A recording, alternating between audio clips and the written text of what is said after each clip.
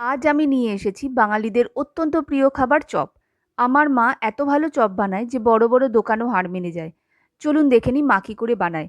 প্রথমে বাদাম ভেজে নিয়েছে, তারপর একটা বাটির মধ্যে নিয়েছে 2 চামচ বেসন, 1 চামচ চাল গুঁড়ো, নুন, হলুদ, খাবার সোডা, জল দিয়ে ব্যাটারটা বানিয়ে নিয়েছে।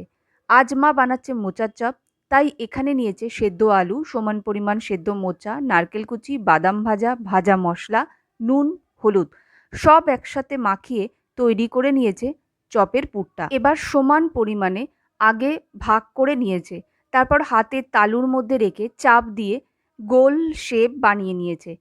সবকটা বানানো হয়ে গেলে বেসনের ব্যাটারে ডুবিয়ে ছাঁকা তেলে ভেজে নিয়েছে। খাবার সময় ওপর থেকে বিট নুন ছড়িয়ে দিলেই হবে। ওফ!